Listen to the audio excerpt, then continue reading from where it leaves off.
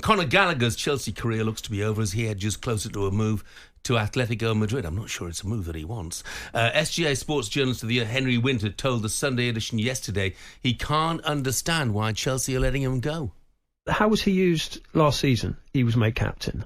It shows what a leader he is, and in a team that needs leaders, particularly with Thiago Silva, having left this season, they need Conor Gallagher. What message does that send to Chelsea's academy? What message does it send to parents of talented they kids? Need the 35 million. Well, they do, and that is a flaw in PSR, and I do understand that. Well, it's got a lot of people scratching their heads, hasn't it? I mean, it's got to be a financial decision, hasn't it, Andy? Or is it the case that genuinely they do not think that Conor Gallagher will fit into Enzo Maresca's playing style?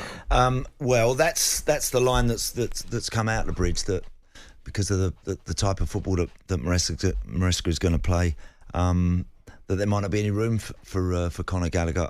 I thought when Conor Gallagher was alongside Caicedo and had Cole Palmer in front of him, those three last season, I thought that was when Chelsea played their best football. I think every Premier League team needs a Conor Gallagher type. Now, it wasn't that long ago. We're only talking 18 months, 2 years ago, Jeff, when Conor wasn't a regular at Chelsea.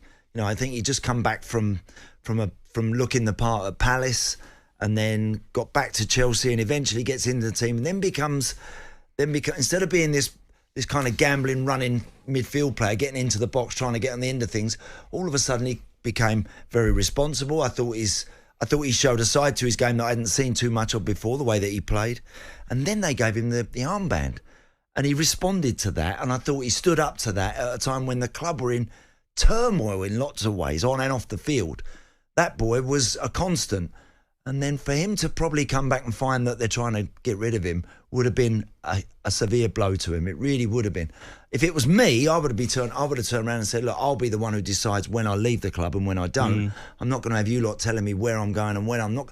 But Conor, I think now is at that point in his career where he has to play more often than not. And if it ain't going to be at Chelsea, then there's probably, as you said, reluctantly he's going to have to accept that it might be best for him to move on. Look, Atletico Madrid is no small club, and but it hurts. And I tell you what, it does beg the question, Jeff, as well. If you've got a lad at Chelsea nowadays, if you've got a very good young player, your son is at Chelsea, desperate to try and find a way through to the first team, trying to make that journey from kid to first team player, you'd be a little bit conscious of the fact that are they going to try and flog him a year later just to balance books and sort the PSR rules out, you know. So I think it's a really interesting one with Conor Gallagher, but I hope he takes control of the situation and is happy with the move that perhaps he's going to make. It's a developing story. I think we're going to find an outcome to that very shortly. Indeed. By the way, we love your texts, 81089, but I wish if you text you'd listen first. So I've got one here from a nameless correspondent. Yep, Jeffrey's back. Apparently he doesn't have an agenda against Manchester United, yet every time he opens his gob about United, he does a brilliant impression of someone who has an agenda against United. Surprisingly, because I just listed all of their injuries and said, should we not really take too much account of what has happened in pre-season? So please text us, but please listen before you text. For more on all the day's biggest stories in our live Olympic blog, head over to talkSPORT.com. Now it's time for this. You're Celtic United, but baby, I've decided you're the best team I've ever seen. You're in my heart, you're in my soul.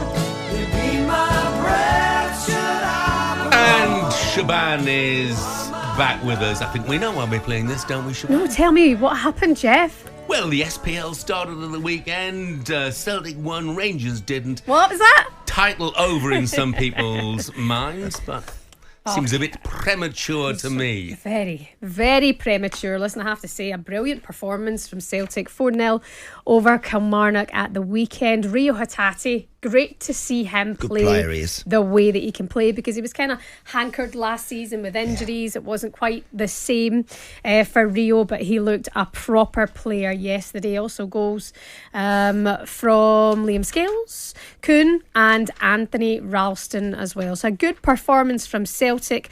Like we say, it's far too early to call anything. But Matt O'Reilly, Jeff, if he is to get that move away, it would be a very, very different season, I think, from Celtic, because he's just such a brilliant player and has just slotted in so well to the side. Yeah, and he is, but I watched Hearts against Rangers. Hearts got a bit tired towards the end, but they were the better side, and they should have had a penalty. And I looked at Rangers and thought, my goodness, this is going to be a tough season. And I think the manager said the squad's probably no better than last season.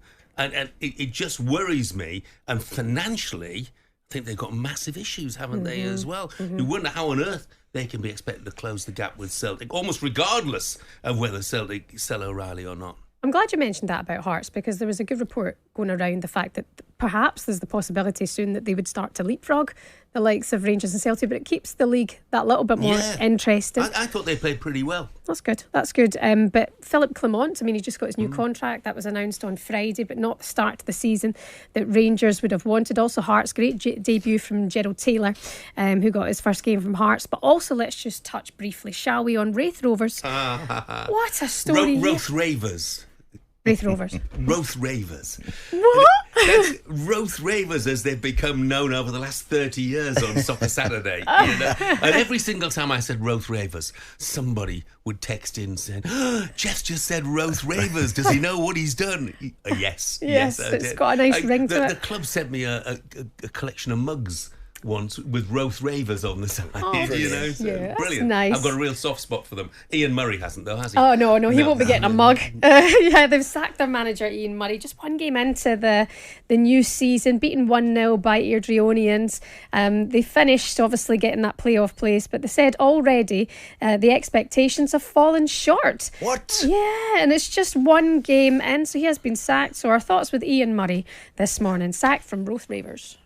Yeah. That's almost like laughable, isn't it? Like I'm sure the sack. I've never been a manager, so never had the sack. But I'm sure getting the sack hurts. That one, I'm sure is who was it? Shaban, what's his name? The coach? Ian Murray. Ian Murray's probably got in the car as they've sacked him and started laughing his head off because it's so ridiculous to get a sack after a game. Yes, Colin Cameron and John Potter have taken interim charge until the new manager is appointed and the search for the successor has already begun. And I looked at that, obviously, and was staggered. And then they say it's because of results since the turn of the year. And I thought, well, maybe because it's the first league game. And I thought maybe they've had some bad Scottish League Cup results, which is played before the league gets underway. But they won 3-0 at Stirling. Then they beat Stranraer 2-1.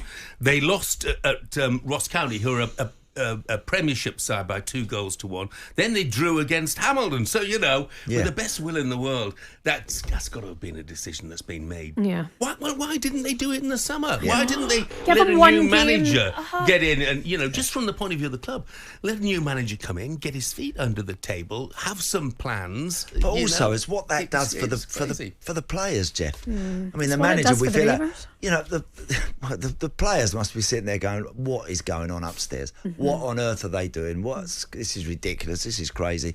And it just puts everybody on the back foot literally seconds into the new campaign. It's daft. Also, Dundee Derby 2-2, which is exciting for the league also. But who do you think is going to win the league? Too early to call, Jeff? Go on. What, in Scotland? Yeah. Well, Celtic will win the league. Oh, I've always loved you. Good chat.